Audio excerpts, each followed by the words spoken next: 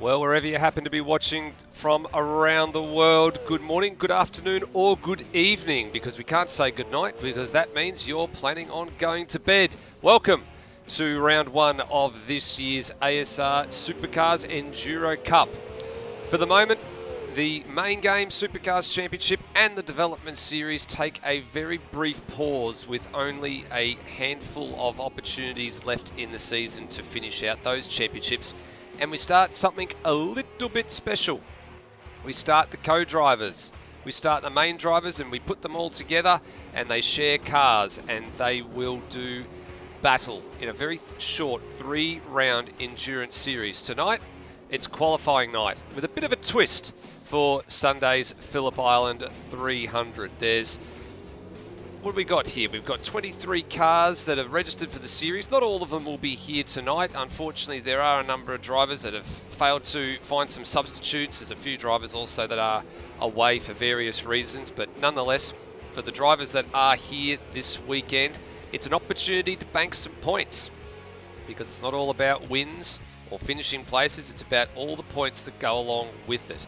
And if you're here tonight and you make all 3 of the rounds, it might actually put you in a very, very nice position come the final race at Adelaide in December, when, of course, we will crown an Endurance Cup champion team for 2022, because there's a number of fast guys that are not here tonight that are only doing either 1 round or 2 rounds, and if you bank more points than them over the course of the 3, you're going to be in with a shot come the final race in December.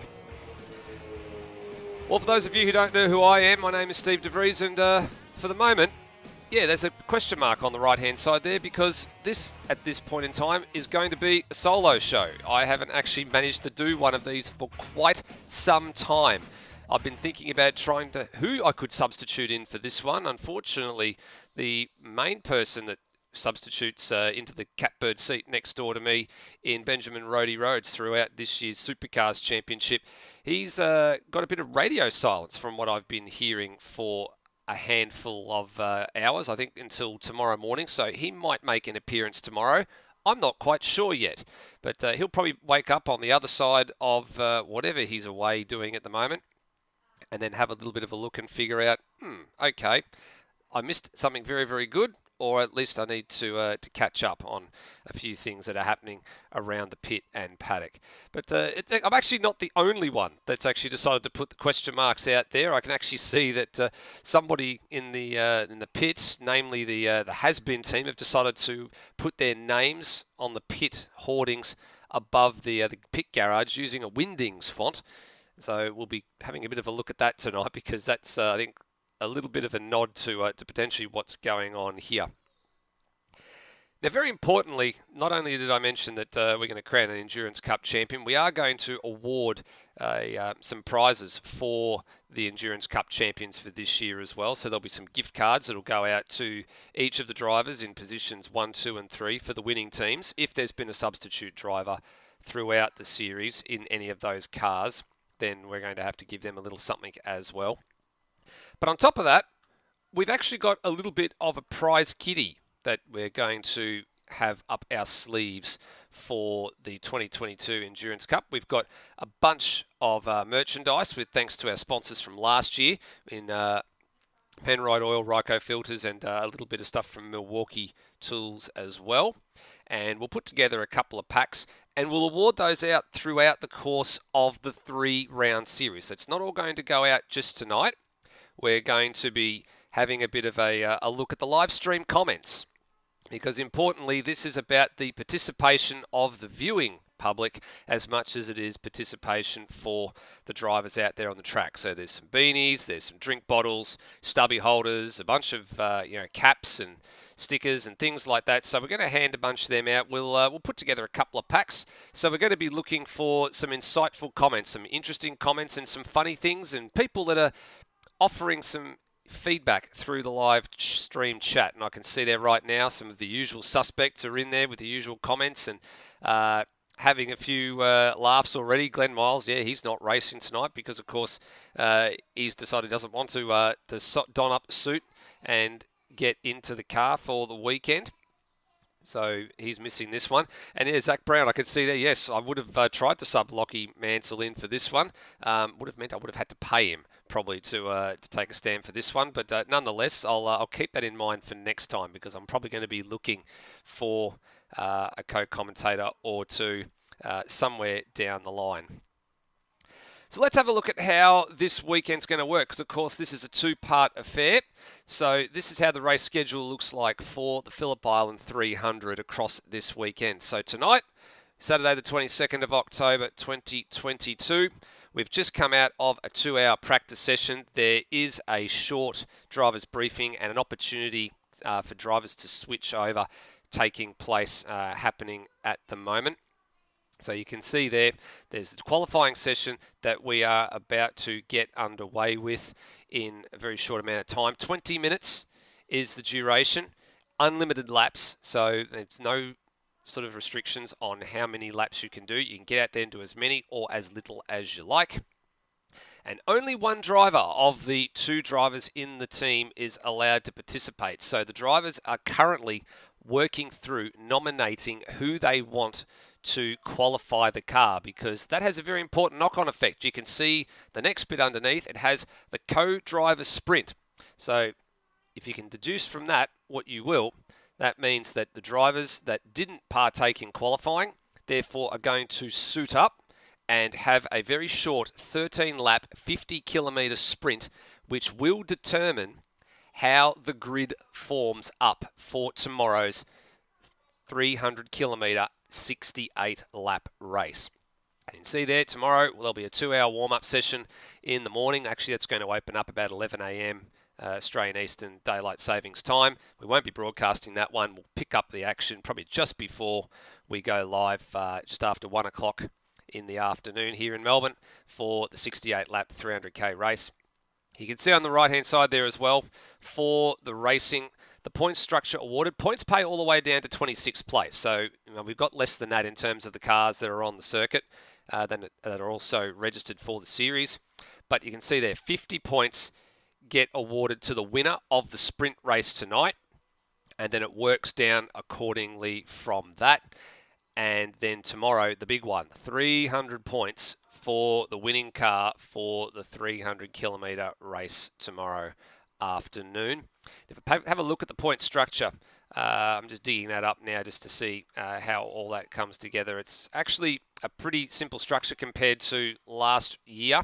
So 50 points for the sprint race win, and it goes down to 46 for second, 43 for third, and it goes down in multiples of 3, and then it also gets down to about eighth place, gets down to 6th place, where you get 34 points, then it goes down in multiples of 2 after that until you get to around about 10th, and then it comes down in steps of 1. So everybody's going to get at least a point for finishing the race, so they're going to put some points on the board.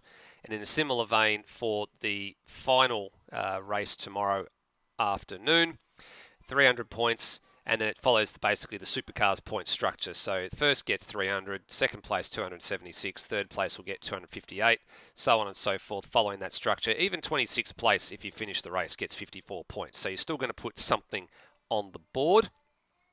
And then the big one, the minimum laps to be met, 40% minimum race distance per driver. So you can see there that means the minimum number of whole laps to be classified, because you round it up to the nearest lap, is 28. It actually comes out to be 27.2. So what that means is 27.2 laps gets you 40% distance, which essentially means you're on lap 28 when you see your 40% come up. You have to then pit after that point if you want to. You can go a bit longer if you like, and then you've got to come in and then hand over to the co-driver. As long as both drivers have met the minimum requirement of 28 laps out of the 68 by the time the checkered flag falls, then all is good. And importantly, to be classified and to get points, you've got to be running and see the checkered flag. Even if you're a lap or 2 down or multiple laps down, you've got to be running to take the checkered flag to score the points. And on top of that, you've got to have completed 80% of the nominated race distance. So with all the series that are running, you'll see that that will vary a little bit. So 80% of 68 laps means you've got to have completed 54 and a half, which means we round that up again, which means you've got to have completed Actually, it's a little. You've got to complete 55 laps, so 13 laps short of the maximum distance. So there's a little bit to work through with all of this. There's a few permutations and a few interesting things that will come out on the other side of tomorrow's running, as well as even tonight's running. So we'll have a bit of a look at that throughout the course of the racing, not only tonight, but across tomorrow's 300 kilometre race. We're going to have plenty of time to go through that one. Now, importantly, let's have a look at this Phillip Island circuit. We haven't been here since March and April of 2021. So it's not in the main game supercars calendar this year, but of course it's a circuit in real life that supercars have only visited irregularly, I think is probably the right word. It's not a regular venue anymore. There's a number of reasons why supercars don't come to the island apart from doing some testing. Here we go. So there's your 12 turns around the nearly 4.5 kilometre circuit, which has sort of been untouched for a number of years now, aside from the removal of Hayshed up at turn 8, which of course was never a Hayshed to begin with. And then tomorrow it's 68 laps, tonight it's 13, so tomorrow it's going to be 300 kilometres the distance. We're not going to see any of those qualifying records or the race records fall. And you might wonder why. The reasoning for that is it's because the hard tyre is in play for the Enduro Cup. It's a mandatory tyre that they run at Bathurst, so therefore we're going to run it at all 3 events. So that has the net effect of about a 2-second a lap differential from the hard tyre to the soft tyre. We're not going to see the blistering laps that one Peter Savage put down last year in qualifying to actually drop that record to the state that it was at, which is absolutely mega. I think there was like 3 occasions where the laps were good, great, and then off the scale fast. So we're not going to see a lap record fall, unfortunately, across this race weekend. We might see it when we get to Bathurst, which is going to be next month. But we'll wait to see until we get there. But for now, we're going to focus in on Phillip Island itself. We've actually got a little bit of practice going on out there at the moment, so let's actually flip over and let's just see what the state of play is here. Oh, very high speed off there, right on cue for Lockie Burke, and he's given the fence an awful clout there. So off at high speed at turn number 3, which is through Stoner Corner, and a number of drivers already starting to get themselves into the cars for qualifying and just getting their eye in now. This is very important. There's only 2 minutes left in the session, so drivers were informed during the drivers' briefing that they had the balance of the practice session, which has been extended. It's actually a 2-hour practice session, but then there's about another 10 or 15 minutes tacked on to the end, so the drivers can have the drivers' briefing, but then on top of that, so they can decide out of the drivers that have practiced in the practice session who's in the better position to qualify and who's going to be the driver that starts the sprint race. It's a very important piece of the puzzle.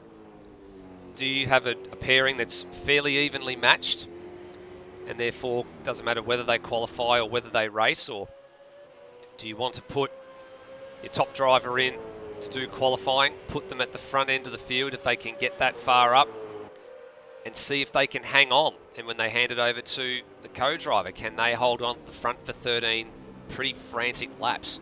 Or do you want to just put your not so fast driver in the car, qualify wherever you happen to qualify, and then put your fast driver in and see if they can make their way forward? There's a whole bunch of different schools of thought and a bit of science, I think, that goes into some of this. There's plenty of pairings up and down this field that we'd be looking at and trying to ascertain who would start, because some of them are pretty well matched, pretty well paired. Likes of Steve Burko, Dane Liccardo, they're a pretty good pairing, pretty even, and you can see here Steve Burko's actually in the car for this one as well. So I dare say that's a decision that they have made between the two of them, that they're going to put Burko to start the 7.35 in the session, see how far up the grid he can get it, and go from there.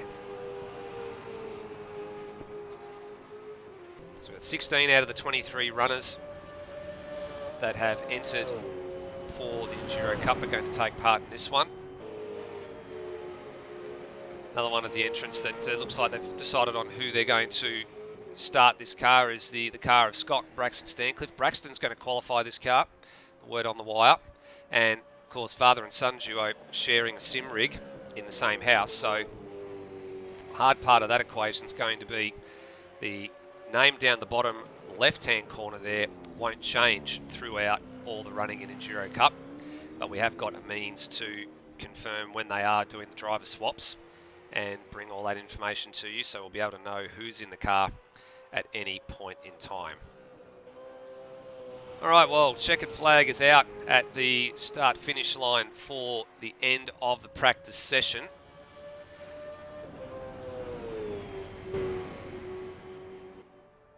And a handful of cars just on track to cross the line and see that flag now. So for Braxton Stancliffe, that means a fourth place position on the grid for them.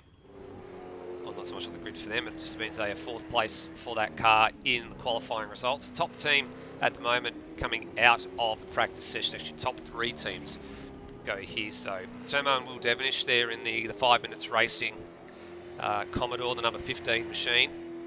And then you've got Brendan Ross and Lewis Wedding, second quickest as it stands right now. The team has been's number 5 Mustang. And then the Beyond Borders, Kiwi Sim Sports Beyond Borders entry of Nathan Higginson and Tim Redmond. Another pretty, I wouldn't say odd pair, but evenly matched pair. They're out of third place. So, seeing the number 735 coming to the lane, and the last car's coming down into the lane as well, and we're not too far away from going into qualifying here. Keeping up to date with the live chat. Looking here, I'm just trying to work out whether Zach Brent, I'm trying to struggle to remember what that quote was as well that he mentioned not all that long ago. It's I'm trying to think of what it was. I just honestly cannot remember what on earth it was. It was that long ago, and my mind's been that frazzled lately with regards to everything that's been happening in the not only in the motor racing world, but also happening away into personal life as well. So even I'm struggling to remember what that was. So 20-minute qualifying. We are set to go here. Now, importantly, I think there'll be a bit of a flurry of activity out of the lane pretty early on here. I think a few drivers will probably want to try and get a banker lap. I expect maybe 1 or 2 drivers will possibly just sit back and wait for a little bit of the traffic to unfurl and unfold, and then try and pick their opportunity to go out onto track. It's not like in the development series in the main game supercars where there is only a 10-minute, it's only half the distance, 10-minute qualifying session to determine the grid and set the order for the racing. So here we go, qualifying about to get underway. And we've just got looks like we might have a little bit of a drama here. We're going to, looks like the game has actually decided to just to advance itself. So let's go and sort all that one out. And we'll come back around and sort that out. And looks like there was a bit of a slight issue there. Server deciding it wanted to jump ahead.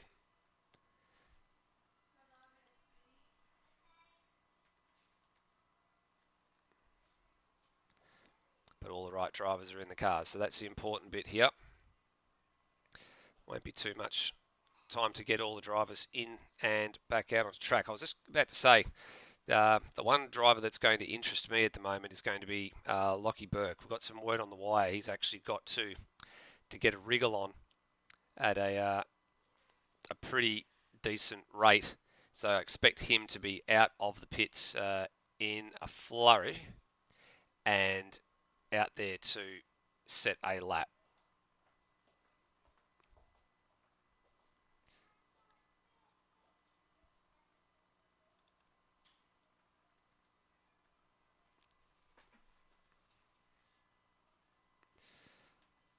All right, we'll try this again.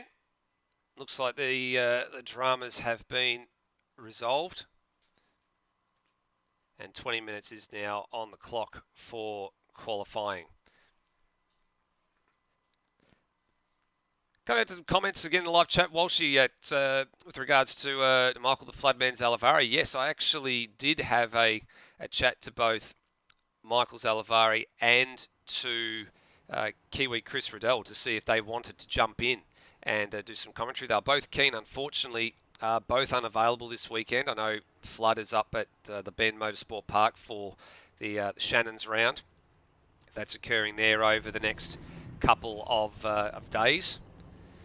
And then on top of that, Kiwi Chris Riddell, only having had a newborn arrive in the family in the last, what do we call it now, in the last sort of 7 to 8 months, he's had a fair effort to get used to, I guess, family life. So he's decided he's actually got some family commitments that he needs to take place. And of course, the important bit in that equation is family. We all know family comes first when it comes to everything. It's the most important thing in the world. Right, here we go. Green flag running. And away we go. Now you notice that the field is using the old MotoGP style pit lane, which of course is in use still in MotoGP in the real life. It was that way when we were at Phillip Island only a week ago for the recent MotoGP round.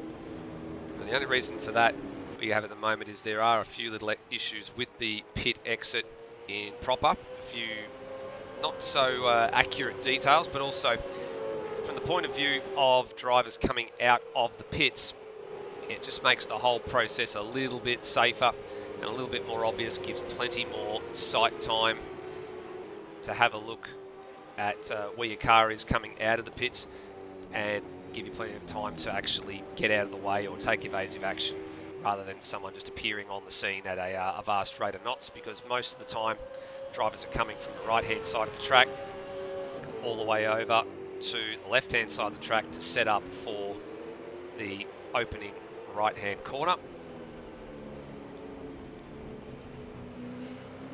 And we keep an eye out for first cars coming up and over Lukey Heights and down to the start-finish line to actually start proceedings here.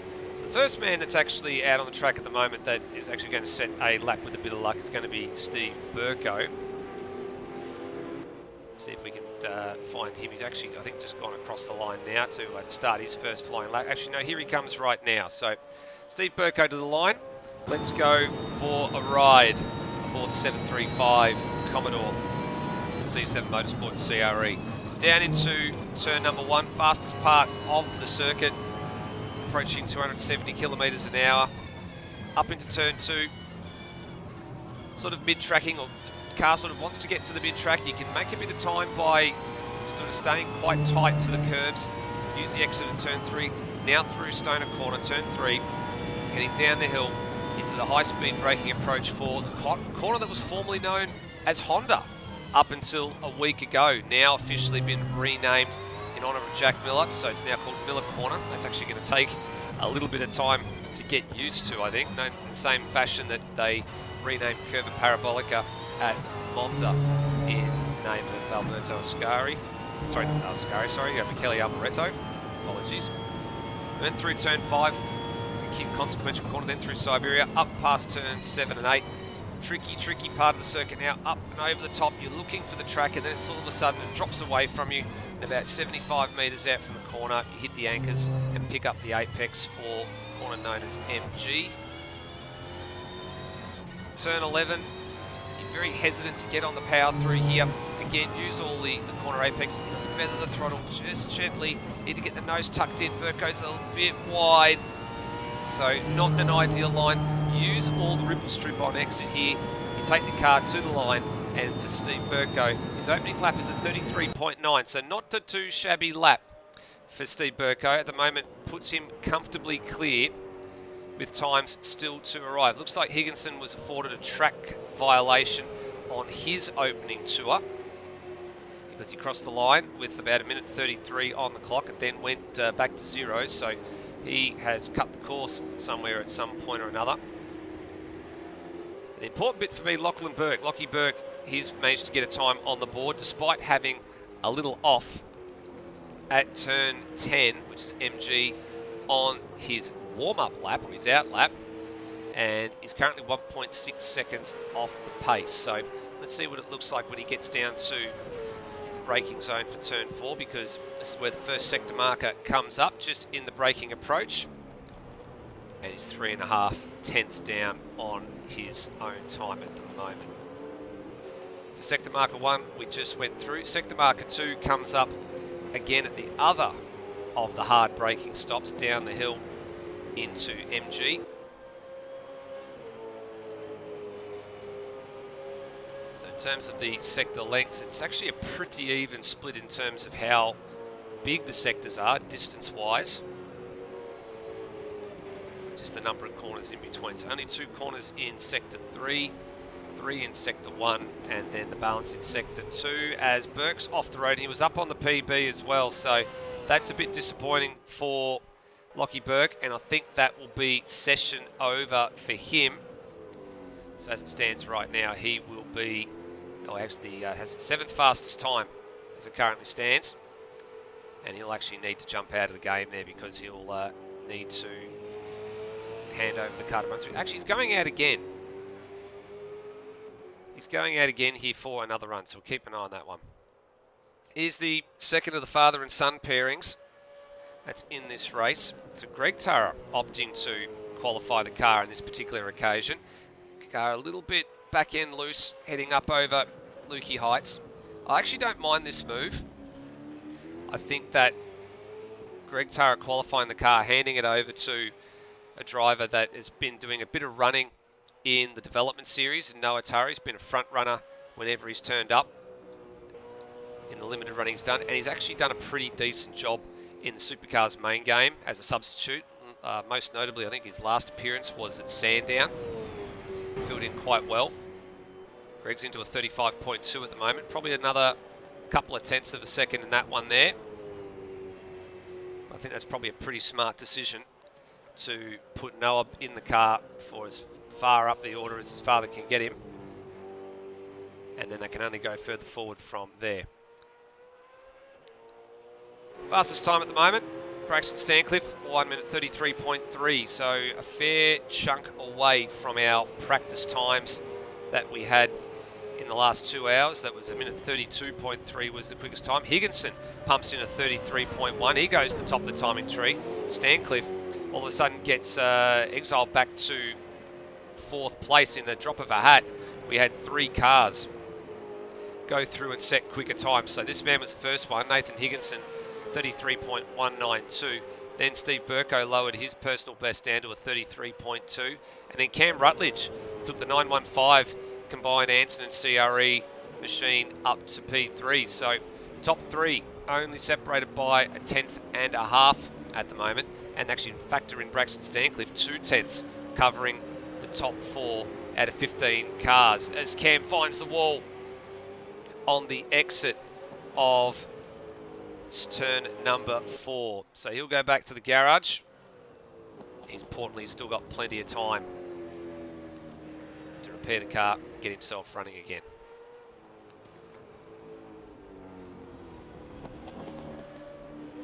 So most noticeably, there are a couple of drivers that are still sat up in pit lane at the moment. One of them obviously is by virtue of the rules. So that'll be Steve Warwick in the number 50 Blackshaws and RSM Commodore. He's sharing that car this weekend with Cuz Berenguela, or RSM Latino, affectionately known to his mates. The important thing there is Latino not able to make it here tonight for the session. So for them, it means that one can't qualify and one can't then perform the co-driver sprint. So the way the ruling is going to work is that Steve's going to start the co-driver sprint from the back of the grid by virtue of the fact that he's not out there for qualifying.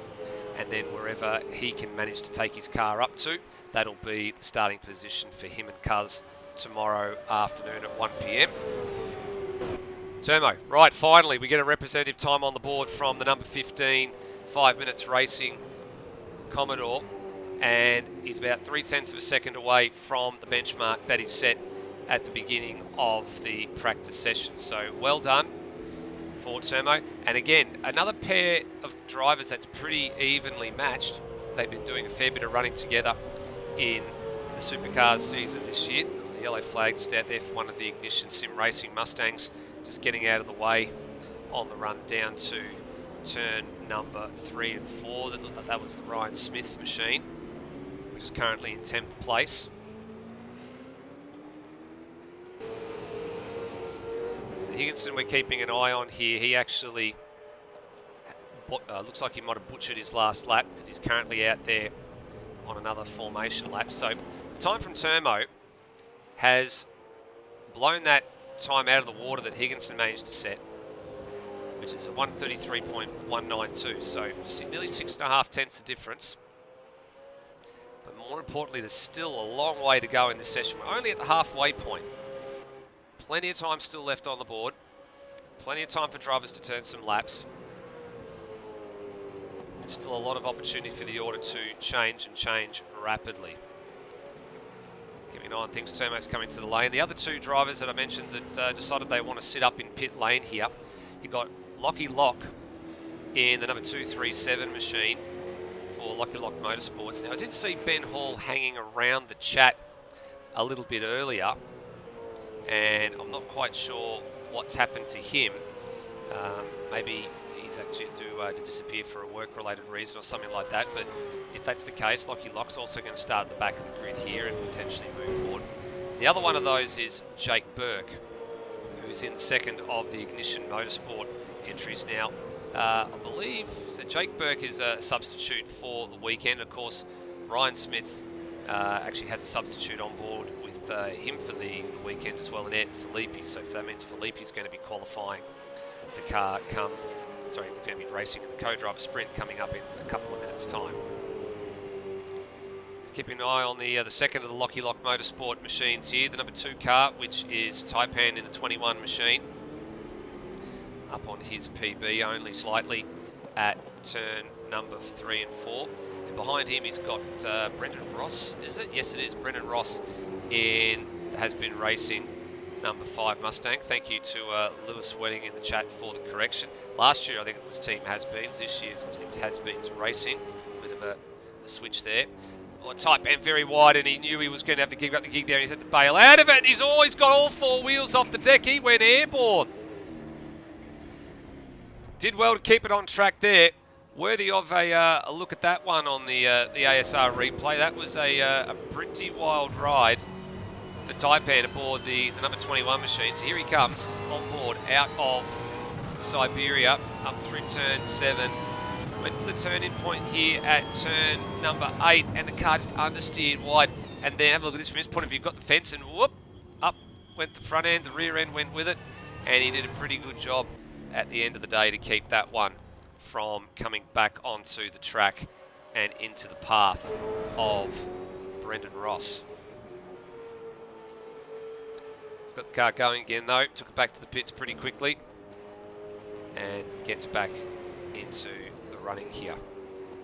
It's a little bit of a change at the top. Braxton Stancliffe moves the number 187 Commodore back up into second place on the road. He's actually gone ahead of Nathan Higginson. Chops the margin between first and second place to 5.5 tenths instead of 6.5 tenths. Higginson and Burko staying where they were. Brendan Ross has closed up his time a bit too. Having a look at the deltas that are in play there as well. There's some very, very fine margins through the back part of the top 10 here. So margin from Higginson to Stancliffe 0.092, 0.038 from Burko to Higginson, 0.019 from Ross to Burko, 0.087 from Rutledge to Ross, 0.008 from Greg Turra to Cam Rutledge. So there's and even Cheese 0.135 from himself to Greg Turra. So a lot that can change with 6.5 minutes on the clock. There's a long way of qualifying to go. It's probably a good chunk of at least 6 or 7 laps for some drivers, I think, that are good enough to come into play here. Actual fact, Termo, keeping an eye on him at the moment. While we've got a yellow flag. We've got a yellow flag at the final corner that's just been withdrawn. Termo's actually up on his PB split at sector 2. He's actually gone purple in the middle sector as Termo with a 35.796. Purple at the moment in the last sector is Higginson with a 25.878. Termo lowers the benchmark by a small amount. Doesn't go purple in the final sector, but he did do a personal best.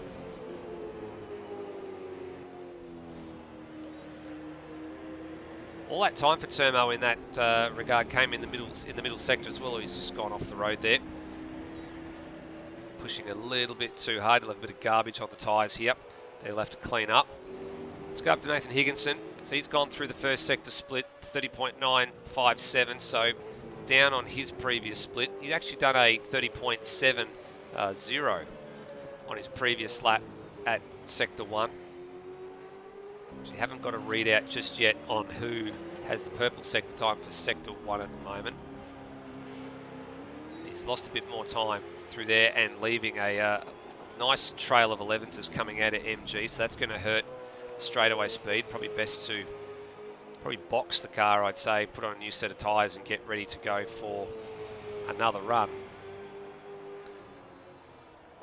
So for Lockie Burke, and Higginson's giving up the ghost here. Looks like he actually may have just either expired the car or something happening there, pulling over at short notice. Now the timing tree's only got 13 cars on the, 12 cars on the list at the moment. That's purely because Lockie Burke has completed his running and has actually put the number 111 All Australian Races Mustang into the garage. And of course he needs to jump out of the car because he's got to hand over the car to Hans Brunswick on the other side of the qualifying session as part of the race procedures. Here's another one of the debutants. It's a bit of a baptism of fire here for Jesse Bennett. He's filling in for Matt Cecil this weekend aboard the number 23 APK Sim Sport Mustang, sharing with Darren Kemp. So Kempy's going to race this car. It's probably actually, I think, considering the pairing that they've got for proceedings this weekend, probably a good choice. We all know Kemp's a very, very good defender. He can pull off a pass or two. So I do expect that this car will come forward a couple of spots in qualifying. So not through qualifying, through the race session. And his best lap at the moment for Jesse Bennett's a 35.3, which is actually only 0.3 of a second away from the next car in Taipan, the second of the LLM Mustangs. No improvement so far on this lap. He's got clean laps, clean sectors for the moment. He's found a little bit of time in this last sector here.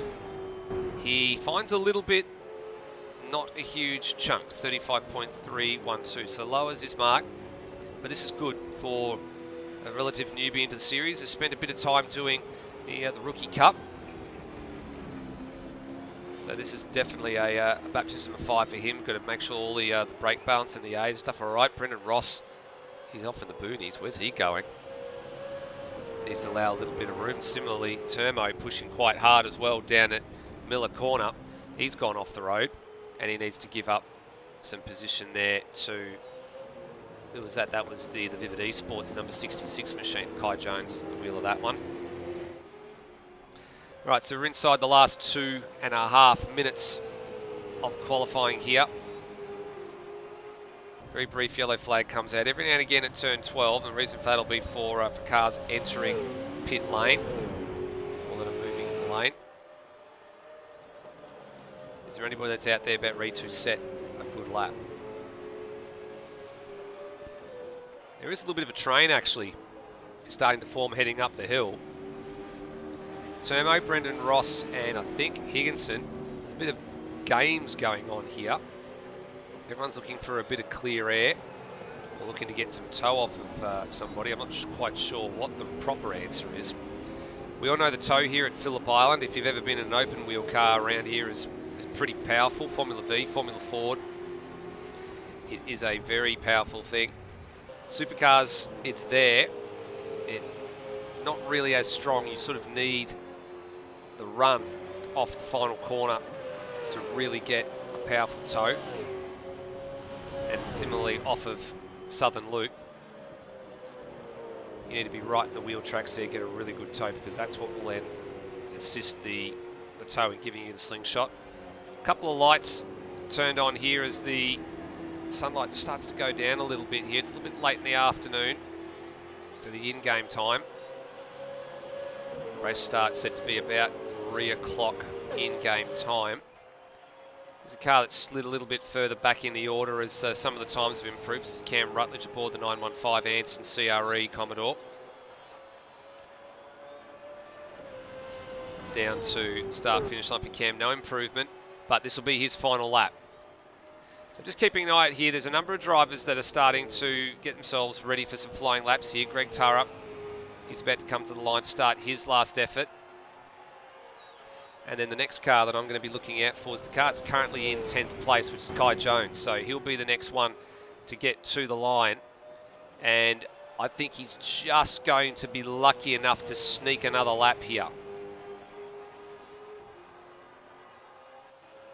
So he is. So he'll get to the line with about 6 seconds on the clock. So that means the next cars coming to the line are going to be setting their final lap. So this is Brendan Ross. What's he done? He's done an okay Sector 1. He's had a poor Sector 2. He's actually got a track cut through Sector 2 according to the live races timing. Is there improvement for him or does he get the 0? No, he gets the 0. Does Higginson improve? He's had a purple final sector, Nathan Higginson, but he doesn't improve the place. He went to a 32.794. So he had a fairly good run there and improved his time, but unfortunately didn't improve the place. So he is set to leave that car currently on provisional front row with Termo. Next man across the line is going to be Cheese in the Transmac back 420 Commodore, which he shares with NZ Snipes. So through the final corner for Cheese. And behind him, we've got Ryan Smith. We've got Greg Turrup there, the next man to come across. Oh, it's been a big accident. Big accident for Cheese on the front straight. Ryan Smith's coming to the lane, so Cheese has given that one up. That's a massive incident for the 420 Commodore. Gets out of the way quickly. Has Greg Turrup got anything left in the bank? He was 8th, and he stays 8th. So just the one car left to set the time, which is going to be Kai Jones. He was an off in Sector 1, he was off in Sector 2, and actually he's off the racetrack now at the final corner, pushing too hard to make up the lost time. So that will end the session. It will see Termo and Will Devonish with the 5 minutes racing Commodore start on the pole position from this car here.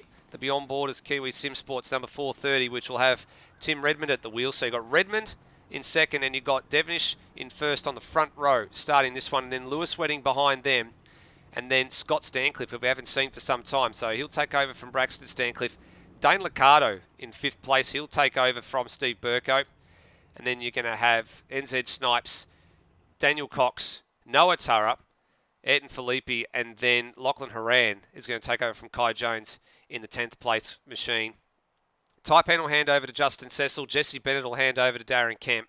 And then you're going to have Lockie Lock, Steve Warwick, and Jake Burke. They're going to start from the last 3 spots on this grid. So that's quite an interesting finish to qualifying there. So we expected a couple of quick cars to be up the front. The margins we sort of didn't expect to see partway through that one. There's the tightest margin in all of that is, believe it or not, is Cheese to Steve Burko. So the difference between the cars in 5th and 6th place overall is 0.005 of a second. And actually, in fact, we're just getting some word through on the time. It was a 1 minute 34.0 for Lockie Burke, which is actually going to be good enough to put him into what is 9th place. So that means that the Smith and Philippi car will move down one. The Kai Jones and Lachlan Horan car will move down to 11th, and so on and so forth. So a great effort by Lockie Burke to at least put a time on the board. And what that does for us is it puts us into a very short 15-minute warm-up session, because, of course, we've got to get a few people into the server, and a few drivers will have to change cars here as well. So what that means for us is probably up here in central commentary is we're probably going to take a short break. We're going to just leave the static camera up for a little bit. We'll pick a nice part of the track where everybody can see all the cars coming out of the lane. And from there, on the other side of this, we will see who will start on pole position for the Sunday race. Come, what is it now? We're looking at, I can't do the math right now. It's probably going to be in about 14 hours or so time. So on the other side of this, we will see how things shape up. Don't go anywhere.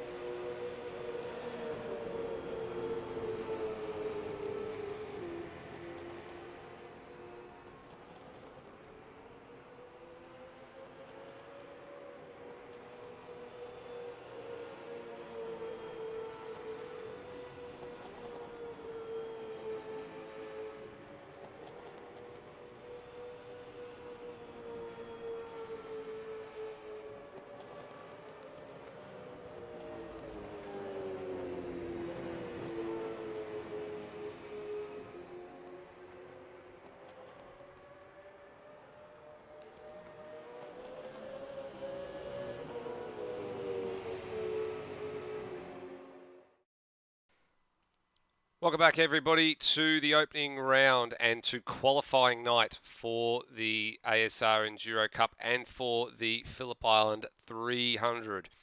A little bit of change going on out on the track at the moment. Every driver that qualified has had to hand over the car to their co-driver for the evening.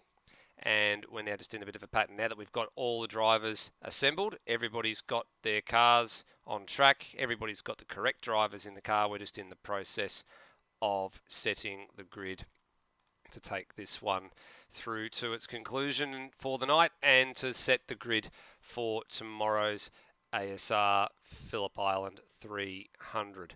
So if you missed out, provisionally the front row at the moment is the Will Devonish and Termo number 15 5 Minutes Racing Commodore.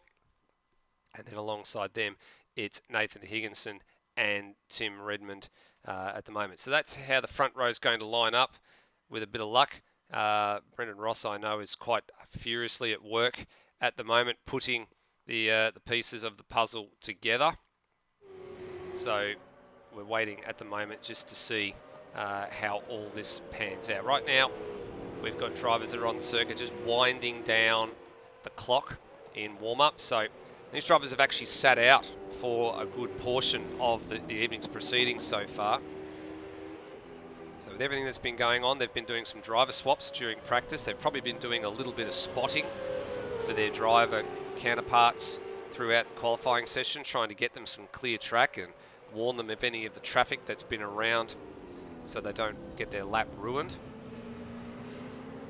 So they're sort of coming into this fairly cold, so it's actually not a bad idea that a number of these drivers have actually got, the better part of 15 minutes to get into the cars and at least get warmed up, so to speak. Essentially, that's what this is. It's a warm-up for the co-drivers to just get themselves back in the zone, find the rhythm, find the groove, make any last setup changes that they want. And then once all that is done, then the real business begins. So one thing to remember with Enduro Cup and with co-driving with another driver is that sometimes you've got to make some compromises, especially on the setup.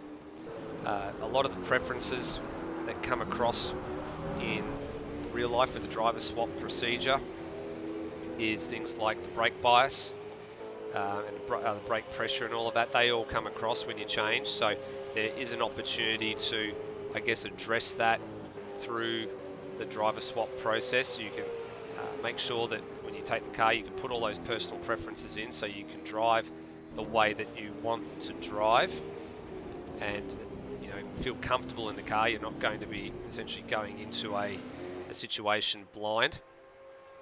For this man, he has sat out since practice as well, because of course, as I said before, his co-driver is not here tonight, but we'll see Cuz tomorrow in the 300.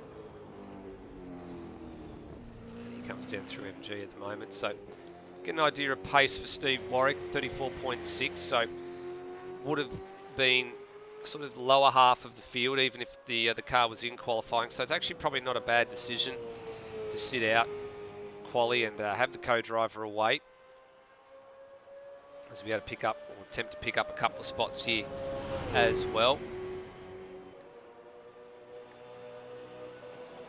And at the moment, it looks like the grid has actually been set, so we're just sitting now waiting to confirm what that happens to look like and see how it all goes. Brendan Ross looks like he's deployed the grid order, so let's actually go through and we'll double check to make sure that one's right. Now we know that Will Devonish and Tim Redmond are going to be starting off the pole. That's the bit that we do know out of this equation.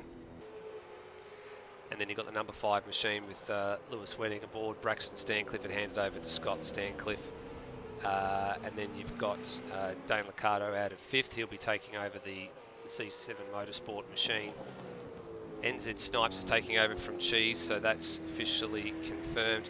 And you've got Daniel Cox, Noah Turra, Hans Brunswick, and then Ed Filippi, Lachlan Moran, Justin Cecil, Darren Kemp, followed by the 3 that didn't go out in quality, Lockie Lock, Steve Warwick and Jake Burke. So they will be the order of it is.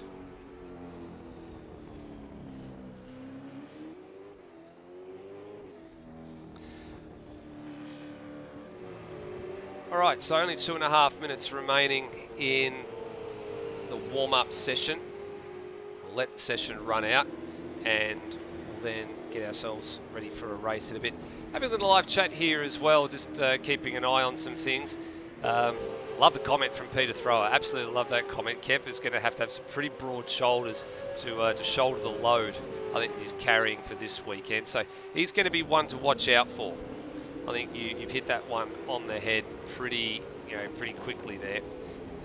At the moment, keeping an eye on where he is at, he's currently 13th in the running order. He's actually sat up in the garage at the moment. Now you've got to remember too that with the pit lane draw, they have drawn, I guess it's pit stall number 1. They're sharing that one with Dan Liccardo and Steve Burko up the top end of pit lane. So they've decided that's where they want to put the car for the time being. They've done their laps, he's gone out, he's checked everything off, and he's happy with where they sit. This, of course, is the car that they're sharing that garage with Dane Liccardo and Steve Burko machine.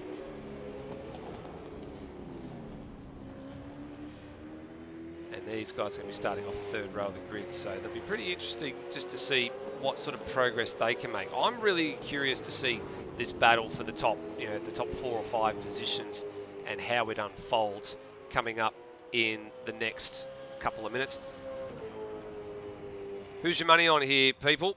Who do you think is going to start on pole position? Post your comments in a live chat. And well, I guess it's a bit hard to go past probably Will Devonish or Tim Redmond at the moment. They're the ones that I think are probably vying for honours here in this one. So what I'm actually going to do is I'm going to put up a prize for a correct guess here. So if I'm going to have a look in the prize kitty and see what we've got on order here, I'm going to offer up a Kelly Grove Racing hat and a Penrite set of 3 storage tins for the person who can guess who is going to finish in 7th place. Okay, so 7th place, 1, 2, 3, 4, 5, 6, 7. I'm calling that now. In the live chat, if you're watching right now and you want to call out names of who is going to finish in 7th place in this grid race, if you are correct, you will get a Kelly Grove Racing hat and a set of 3 Penrite storage tins with, thanks to Penrite Oil, a better class of oil. So that is the next chat post that should go in after the 9:02 p.m. one there. I can see from Peter Thrud says Redmond, and where Steve Burko says okay.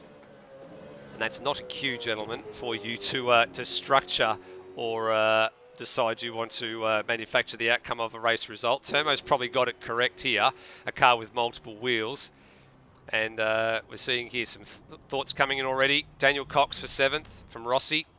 Greg Taro's putting his son up for a 7th place finish here. Of course, he's going to be starting inside that top 10 and wouldn't throw it that way. Man on screen's got a vote from Peter Thrower for Snipes. So there's some options coming thick and fast here.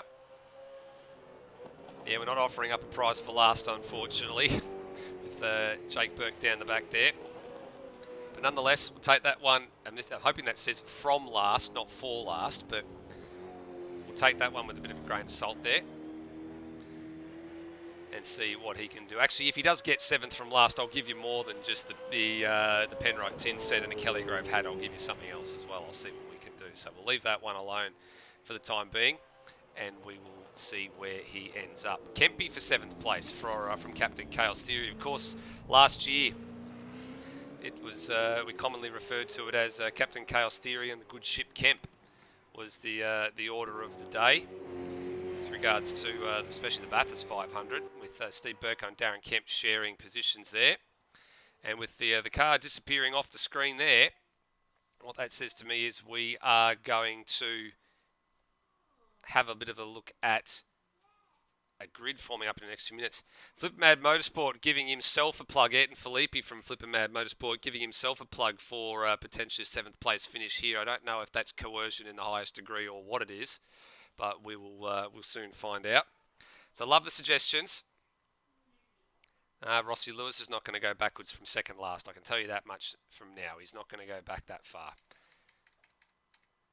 He's starting in a pretty good position, I'll tell you what. So he's.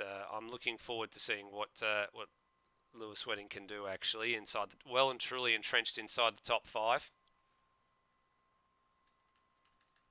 As we get set for a start here.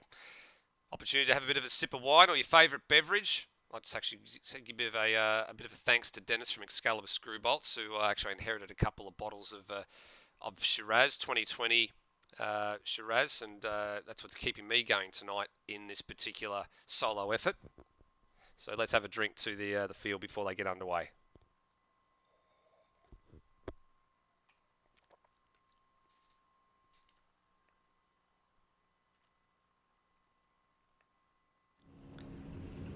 Here we go, sprint race time, and we are waiting for some drivers to get onto the grid here. Here we go. All right, so last few drivers just making their way onto the track. We've got a car out of position. Something's not quite right there with how the grid is actually formed up for this one, but we'll have a look on the other side of this, get that sorted out, and go from there. We did check a few things off here. All right, the vote is now closed for the person who will finish in 7th place. So we've got the last few ones that have come through here. So let's go through the grid order. So Will Devonish is going to start off of pole position for the 13-lap feature sprint race for Saturday night's proceedings. Ahead of Tim Redmond in the 430 Kiwi Sim Sports Beyond Borders Commodore. So it's an all-Holden front row. Lewis Wedding's holding up the forward flag for this one out of 3rd place in the Has-Been Racing number 5 Mustang, alongside what is going to be Scott Stancliffe. We need to keep that in mind here. Scott Stancliffe in car number 187 because they're sharing the sim rig. Dane Liccardo out of 5th place. Expect that he's going to be quite punchy early on in this one. Looking forward to see if he can make a spot or two. He's definitely got the pace to mix it up with some of the front runners here. Hard tyre, of course, being a bit of a factor in play, could change the game a little bit for a few drivers and how they attack this. And you've got NZ Snipes in the number 420 Holden, which we did see with a fairly substantial shunt toward the end of qualifying in the hands of Cheese. Daniel Cox, the 915 machine, currently in 7th place. Right, that's the marker we're keeping an eye on here. Then you got Noah Turrer in the Flinders Autosport, number 26 Holden Commodore. Behind him, Hans Brunswick, who's taken over from Lockie Burke in the 111 All-Australian Races, the number 2 machine. The only car of the AARs in the race tonight. And then Ed Phillip, who's taken over the number 1 Ignition Sim Racing machine, the number 85 car, out of position 10. So your top 10 comprised of 3 Mustangs, 7 Holdens. It's a fairly Holden front-loaded field. Balance of the field, Lachlan Moran in the Vivid Esports, number 66 Monster Energy backed machine. Justin Cecil in the 21 Lockie Lock Motorsports, their second car. Darren Kemp, how far can he get? How far can last year's Defender Award winner get in car number 23 for APK Sim Sports? Lockie Lock in the 237 machine at 14. Then the last 2 spots on the grid. Steve Warwick in the Black Shores and RSM, number 50 Commodore, and then Jake Burke in the 158 Ignition Sim Racing machine. So around they come to final corner on the track and down to the line here. So they've got to get themselves in corrected order. There was something that was a little bit weird with where cars were lining up, and there is a little bit of a drama going on here, I think, with possibly how the grid may have been set with the batch file, but nonetheless, looks like some cars are in the right spot. So Lockie Lock's just moving out of position here. We'll probably have to have a little bit of a look at proceedings on the other side of this. There were a couple of dramas here, I think, at the beginning of the race. We're waiting on some lights. I think we've got them now, have we? Yes, we do. Sprint race time here in ASR for all the honours of a front row start in the sprint, in the feature race of 300 tomorrow. The co-driver sprint in the 2022 ASR Enduro Cup is go. Great launch from Tim Redmond. Got it going very, very nicely indeed. Scott Stancliffe, he's moved the number 187 machine up into third place. And it's 5 Commodores in fact, as far as the eye could see, all heading through Southern Loop. Dane Liccardo said he was going to get quite punchy early on. He's definitely getting punchy all right. He's gone through. He's gone through to 4th place. NZ Snipes moved up to 5th, and Lewis Wedding had a very ordinary start indeed. He's gone down to 6th place in the running order, and he's actually being mugged at the moment. He's trying to hang on in the back there around the outside of NZ Snipes, and he's going to have the high ground here into Siberia, and he'll come out with 5th place. So he's lost a couple of spots at the beginning of the race there. Hans Brunswick looks like he's made up about a spot or two as well. He's moved up to 7th place. He's tucked in behind NZ Snipes on the run up through turn 7, 8, up over the top of the hill, past where the hay shed used to be, and down the hill into MG Corner. All good so far, no major contact, no major collisions. The field's still quite tightly bunched, especially from 10th on back. Out in front, Higginson has done a good job putting the car up the front, but then he's given the car over to Redmond, who's getting a big hurry up out in front from Will Devonish, and Redmond's having to take every defensive line right now, heading down the hill into turn 1. Will Devonish all over him like a red rag to a bull right now, and Redmond having to take every compromised line. This is probably one of the lines where it's not so badly compromised. You can sort of still maintain some speed through Southern Loop, but you're going to be vulnerable down into Miller Corner. Redmond's got to move it over. He does move it over. He lets the car naturally do its thing and hangs it way out to the right-hand side. That's going to be a real interesting battle for the entire race.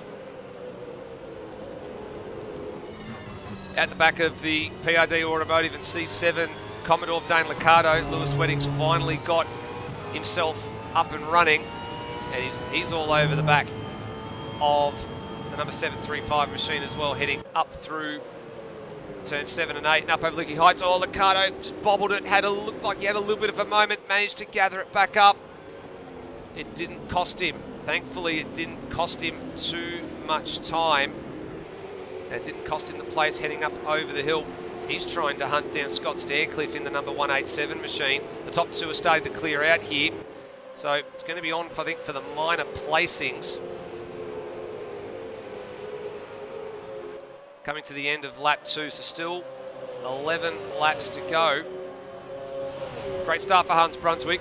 3 spots for the AAR number 111. And pretty comfortable here at the moment. This is the battle we're interested in now. Noah Turra and Daniel Cox, 7th place. And then behind them, Ed Phillip and NZ Snipes for 9th and 10th as well.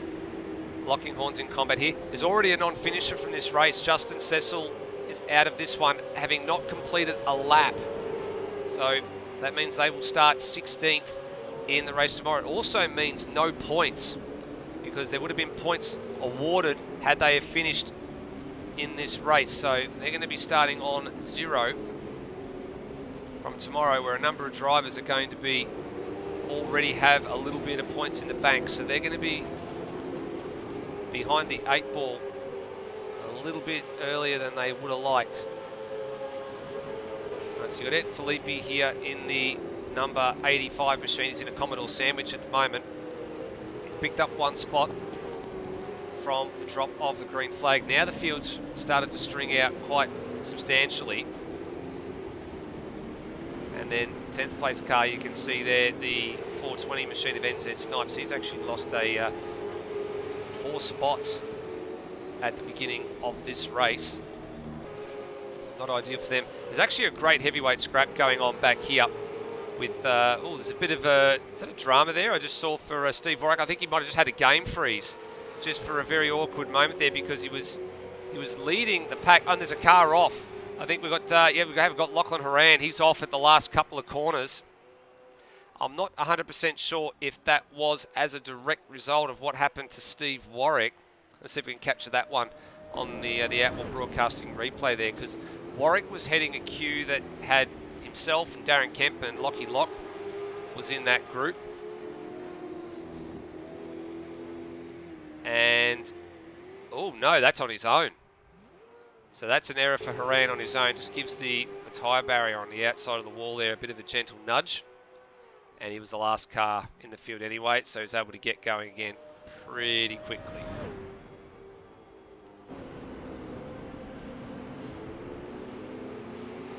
So the battle we were looking at a few moments ago, oh, there's some contact there as well. Steve Warwick looking to get down the inside of Jake Burke. With Rhys McGillivray, I think he's missing from tonight's proceedings, and McGillivray's been a pretty big revelation in the development series this year, so it'll be interesting to see how he goes in the racing tomorrow. I actually expect him probably to do the lion's share of the driving. And he had a little bit of a coming together there with Steve Warwick. So the battle I was looking at a bit further down the order, just before we saw what happened to Steve Warwick, was he was just ahead of this man, Darren Kemp, and there was another one or two cars just behind. So Kemp's managed to pick up one spot out of all of this. And importantly, I think now for them, because he's just got Lockie Lock a bit further ahead, who himself's been pretty quick in the development series this year. So I think down the bottom end of the order, this is probably where these guys are going to finish at this point in time, as we're getting close to the half distance marker of the race. Still a great scrap going on for what is 8th, 9th and 10th at the moment, with Cox having fallen back into the clutches of Phillip and NZ Snipes. So I'm not sure what's happened to driver of the CRE and Anson Motorsport, number 915, because he's managed to let Noah Turek off the hook here. He's right close there.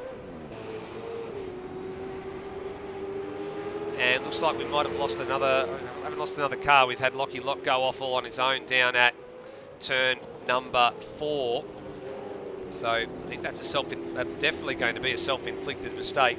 He's gone a bit too deep in the braking zone, which is the heaviest stop on the circuit.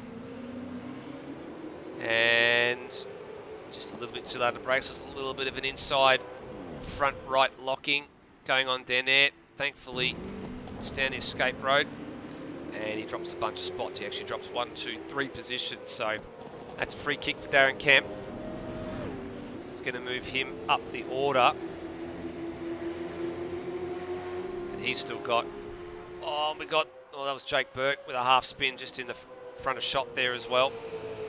Burke's got Warwick all over the back of Darren Kemp now. This is a great scrap right down the order for them. Go on board with Steve Warwick on the outside here. Oh, and he just had to check up there. You can go the long way round at turn 1, but it does take one hell of an effort to be able to pull it off. No way through on this occasion. So out front, Will Devonish has actually got a march on here. He's got a margin out to 1.0 seconds over Tim Redmond, so he's managed to get past the Beyond Borders Kiwi Sim Sports machine and clear out. This is the great scrap that's been happening for position 3, 4 and 5. So Scott Stancliffe. Oh, Lewis Wenning, who went for the dive there. He went to switch and he got into the back of Liccardo on the switch there. And Liccardo's going to try and point this in the right direction as well. Actually, he's done pretty well. He tried to rejoin the circuit there. He was in a really awkward spot. And he tried to get going again, and then realised after looping the car that he had no choice. He had to do something here. On the replay, let's just wind this one back a touch. So over the top of the circuit, what happened here? Late switch from Lewis.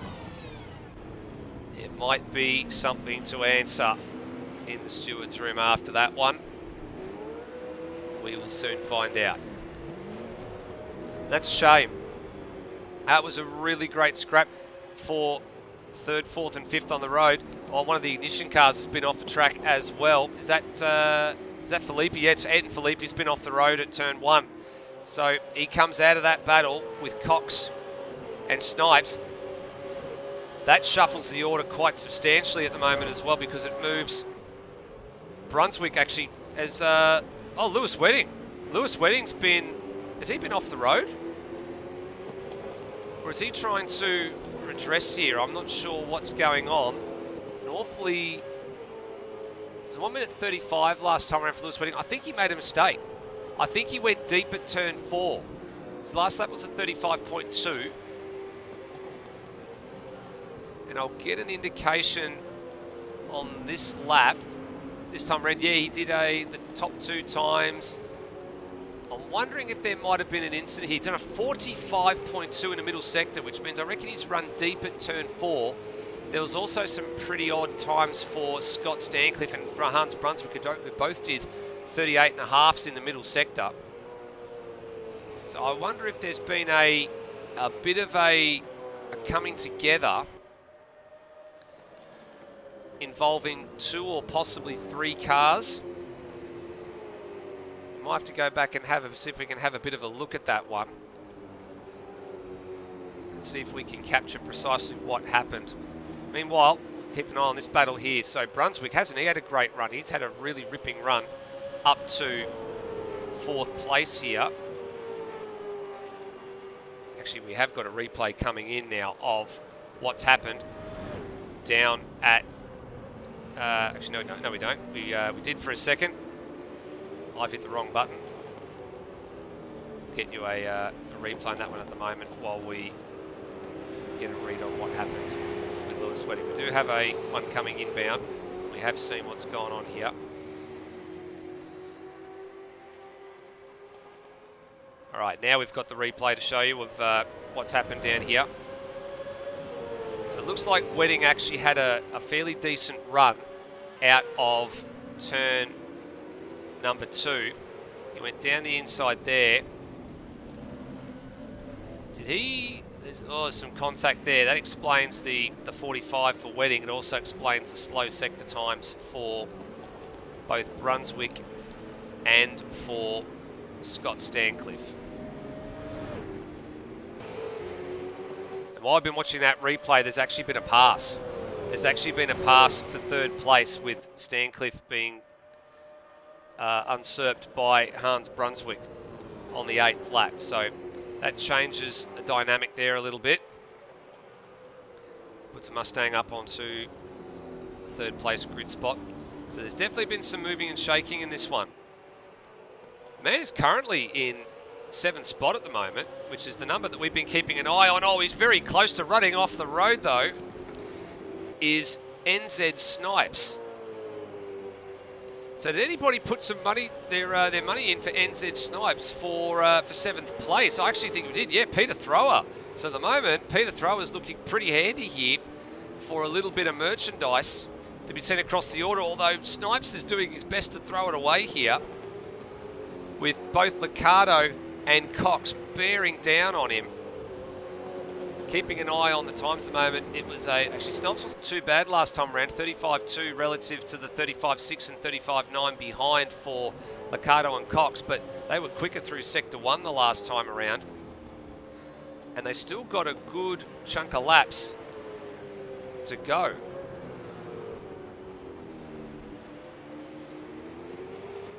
So the race leader is Will Devonish. At the moment, 1.5 seconds to margin, with Redmond just a little fraction quicker last time around.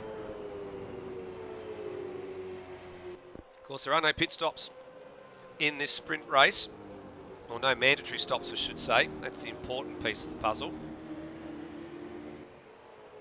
Just trying to keep an eye on where the sectors are a little bit stronger here for the top 2. They were actually pretty evenly matched across the board. Devonish was a little bit stronger in Sector 2, Redmond a bit stronger in Sector 3.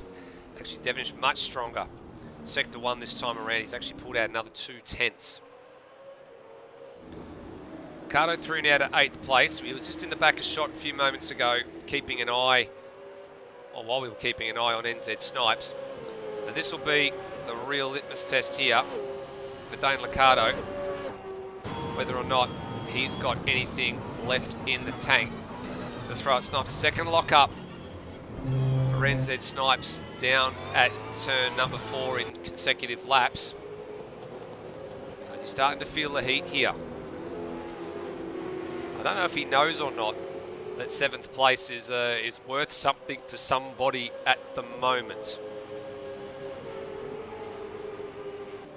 It's a bit strange actually, it's a bit ironic. I was actually reading an article the other day that said if you offer up the option to somebody of picking a number between 1 and 10, that more often than not, people pick 7. So I don't know why I chose number 7. I looked at the order and thought, oh well, 7's not exactly halfway. It's pretty close to halfway. And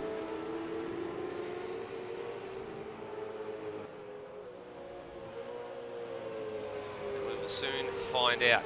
Now, importantly for Scott Stancliffe, I'm keeping an eye on him here as well. He might be set to lose another spot here because Noah Turra has got a real wriggle on in the last couple of minutes or so. He was a full 1.3 seconds quicker than the Kiwi Sim Sports Stancliffe driver on the last lap alone. We've got 3 more to run here. There is the 26 machine. Are they going to start on the second row for this one? Turra's so much quicker through turn 3, now into Miller Corner. He is right there. Whether or not the question I want to know is if he can clear the Stancliffe machine in the next half a lap, has he got anything to throw at Brunswick? Because Brunswick himself's doing 35.3s. Turra was doing a 35.1 last time around. Up through turn 7 and 8, car naturally just wants to understeer through turn 8 all the way to the left-hand side of the circuit, which makes it really difficult to move over for turn number 9. Oh, Turra has a look, and then he has another sniff. He has another sniff, and has to concede defeat. Oh, looks for the over and under on the other side at turn 11. That was a little bit ambitious. And ultimately, I think that's cost him a bit of grit. Oh, no! There's been a change. NZ Snipes, sorry to Peter Thrower, I've absolutely jinxed him. NZ Snipes has gone around off of MG Corner, and he's coughed up not only 7th, but he's coughed up 8th to Cox as well. What happened to Snipes? He's come over the top of Lukey Heights, and I think he started to feel the heat here. He did it all on his own. Saw it in the back of shot. Did he grab a fistful of curb, or what did he do? No, he just picked up the accelerator a little bit too early. Pirouettes the 420, grabs a gear, gets going again. Oh dear. Liccardo was closing too. I think that Liccardo had closed the gap right down. He closed it all the way down to about a second, and he was in prime position probably to strike on the last lap. Recovery drive for Dane Liccardo here. Yeah, big face palm. I do agree with that one, Peter Thrower. I was going to say NZ Snipes probably owes you a beer for that one. I know you're down the beach in a minute. Maybe you can wire you the money to make it happen.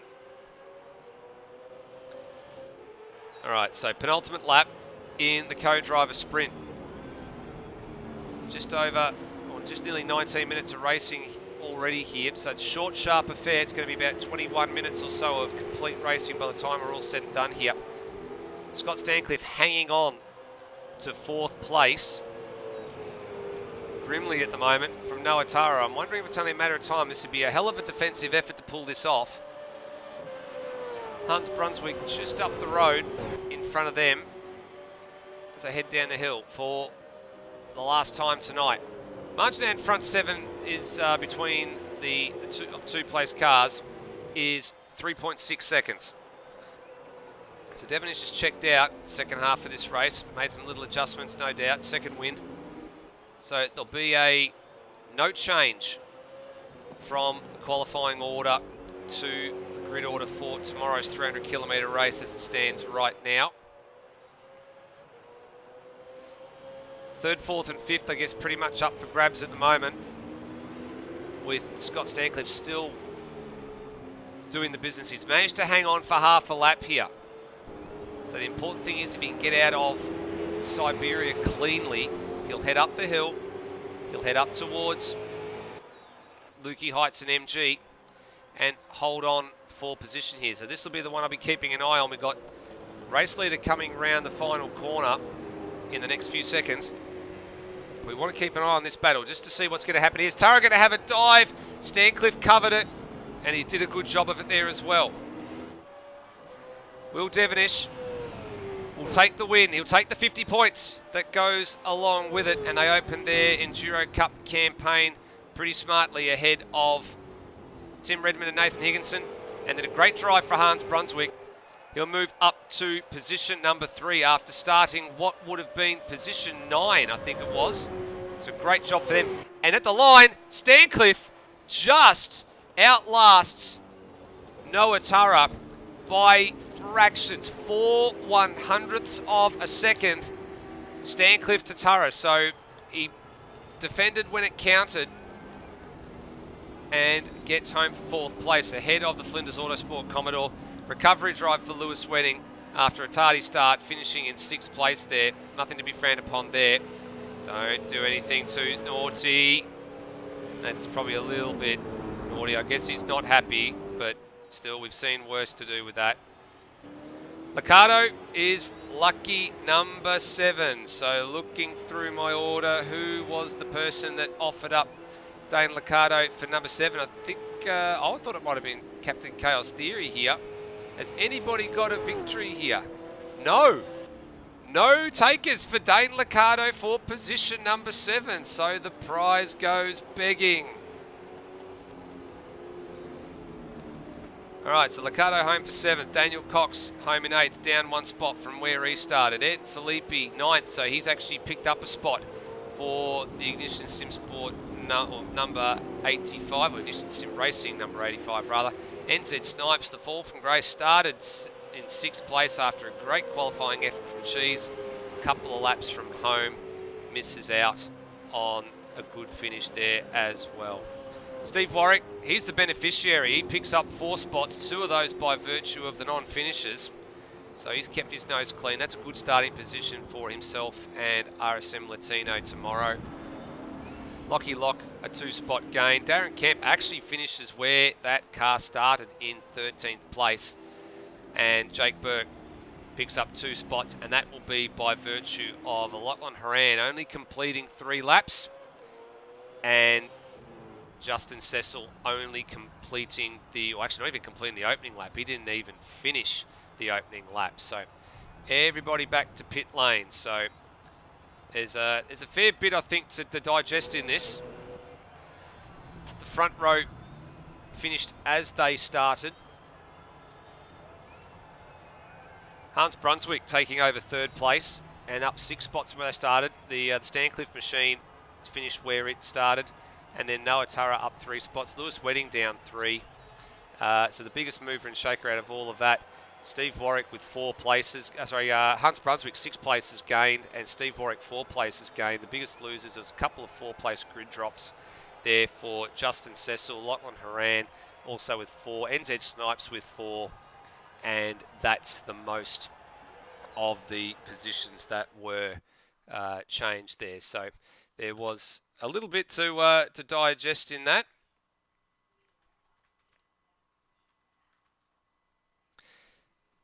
And that sets our grid for Sunday's race. So we're going to have a little bit of a pause here. I think we're going to try and see if we can get a couple of drivers up to have a chat. Been a bit of an interesting affair. So there's been plenty to digest, as I said, in all of this. So top 3 are now set.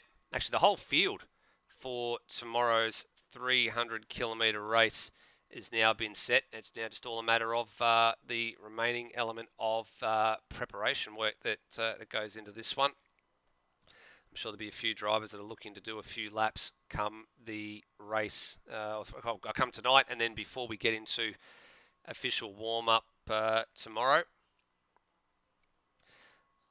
All right, so while we wait for the top 3, with thanks to CRE and Beyond Electrical, let's start to drag them in here. So in this case, we'll start with the 3rd place position car because he's first in, so first in, best dressed, and representing the AAR number 2 machine, or number 2 car in the team. But it was number 1 car tonight because, of course, there was the only car out there. His co-driver's not here, unfortunately, because Lockie Burke has gone to work.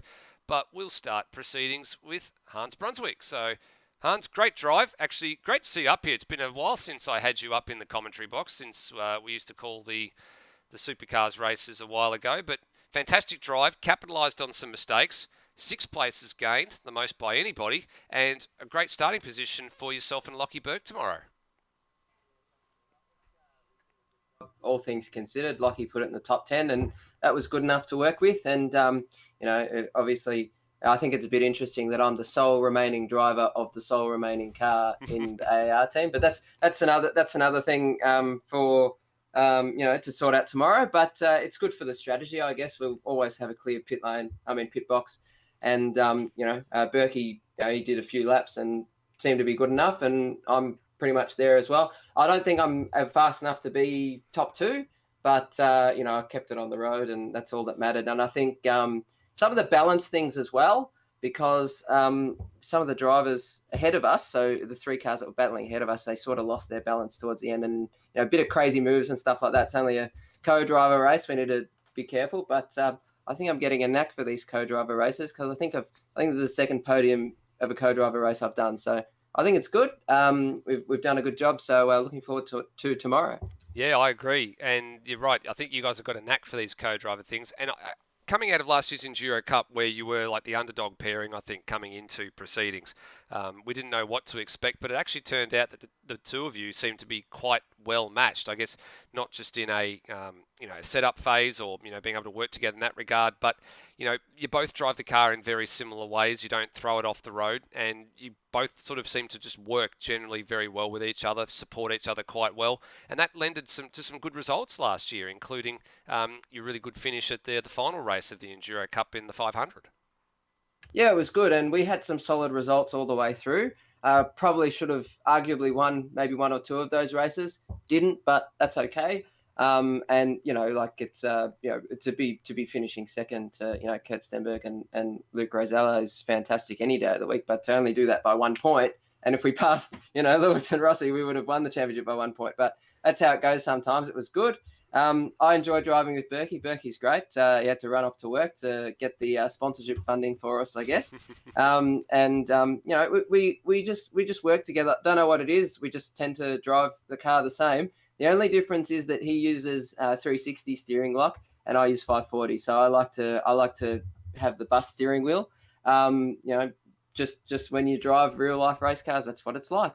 But obviously, young Berkey, he's got the better reflexes than me that has been getting towards dirty 30. So that's okay. We're having a good time either way. And we basically our ASC Bathurst 1000 a couple of weeks ago was our practice. So we were pretty green going into that, and the fact we finished only 1 lap down, first car off the lead lap, wasn't too bad. So we're not so green now because we did at least 6 hours of practice, but we should be right. Absolutely. And as you said, have you guys decided who's going to start the car tomorrow, or are you going to worry about that tomorrow morning?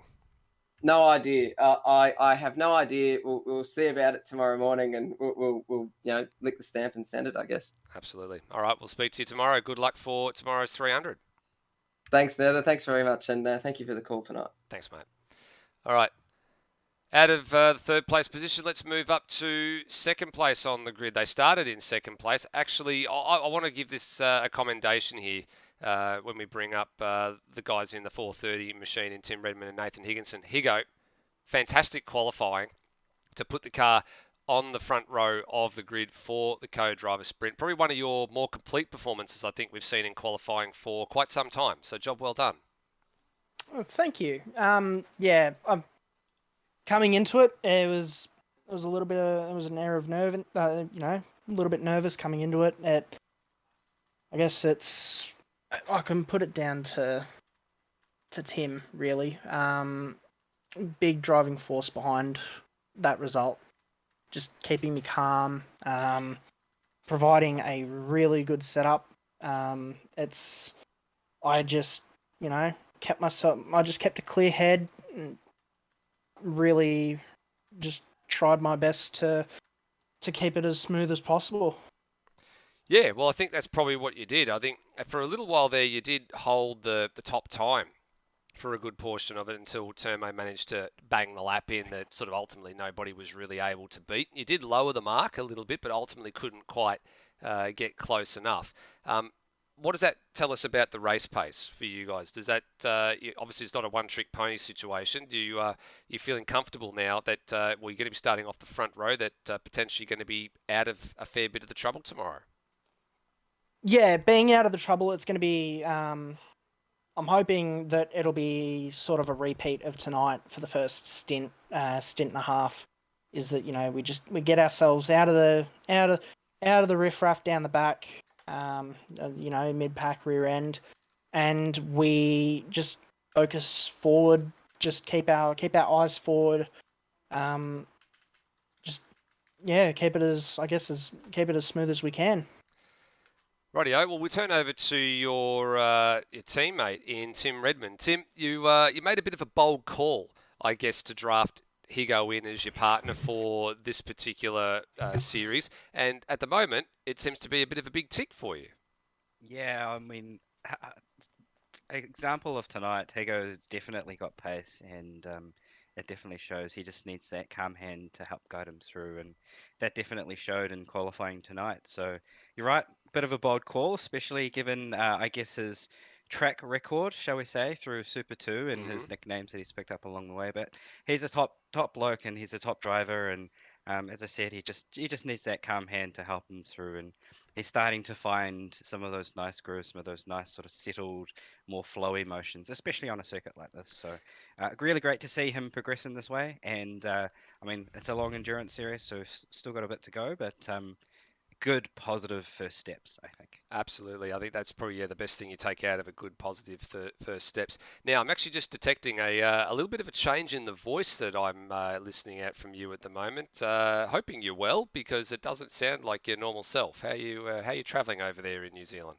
I've picked up my daughter's head cold, so I've had go. a rough day, and I've been smashing the old Lemsips and Strepsils. So we've managed to make it this far, and I guess I'm off to bed shortly, so we'll get some rest for the big one tomorrow. Yeah, absolutely. I can sort of attest to that. Sort of having not been really able to clear the stuff that's been left behind after COVID has been a bit difficult, and there still is a bit of that stuff going around. Doesn't matter whether it's daycare or kinder or school or whatever it is, they're all still bringing home the things. So we'll let you and I guess Higo get off to bed, and hopefully you guys will be fresh as daisies and everything for starting off with P2 tomorrow. So job well done, gentlemen.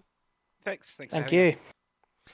All right, so from the men that started on second place and finished in second place to the men who started on the pole and in that race and has taken home 50 championship points towards their Enduro Cup hopes in Will Devonish and Termo. So we'll start with Termo. I know you're a man of few words, but what a lap. You were top of the standings all the way through practice and banged in the lap time when it counted and handed over a car to Will Devonish for the sprint in pretty much prime position.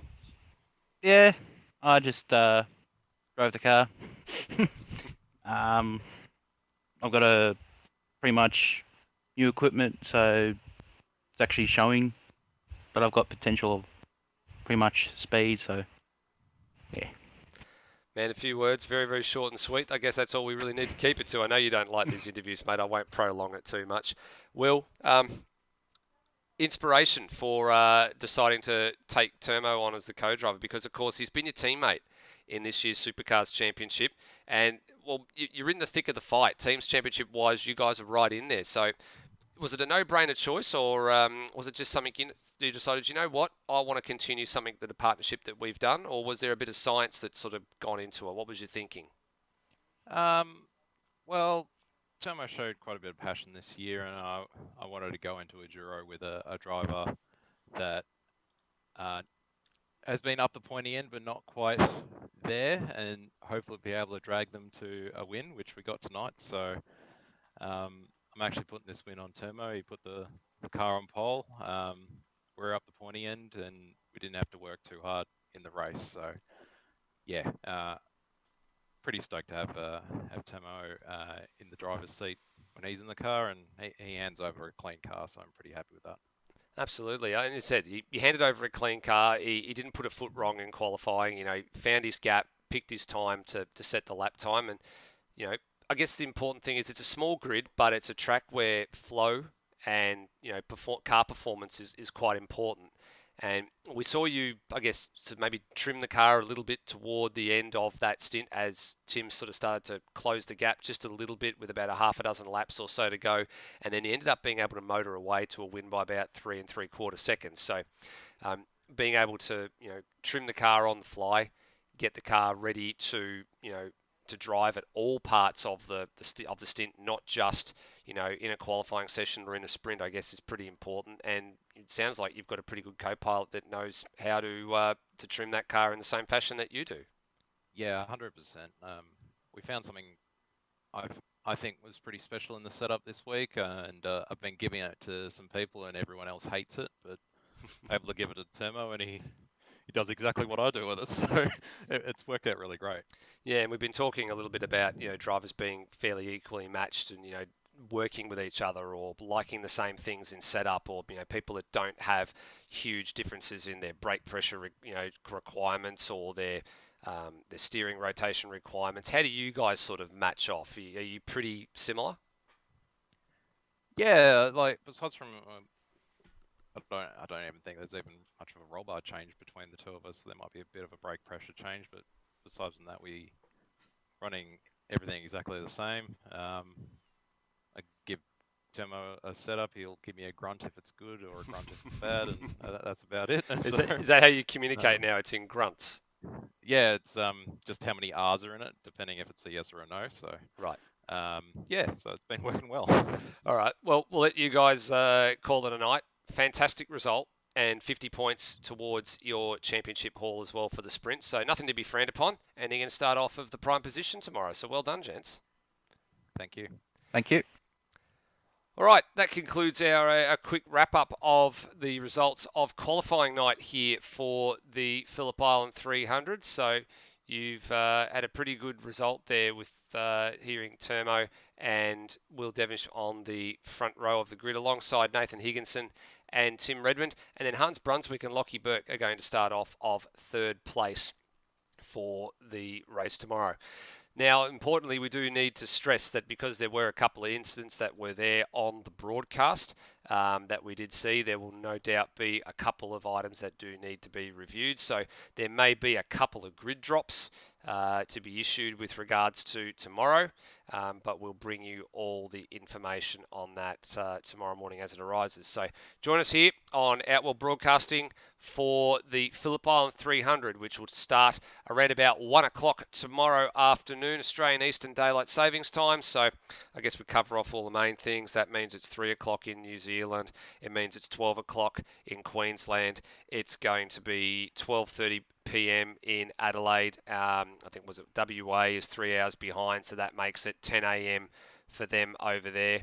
I forget what the hell Northern Territory is. I think they follow Adelaide, so it's probably going to be about either 12:30 or 11:30 if they've decided not to do daylight savings. I think we've covered all the spectrum. Whatever the case may be, if you're watching internationally, please, of course, go and check timeanddate.com, plug in Melbourne, and work it out based on your time.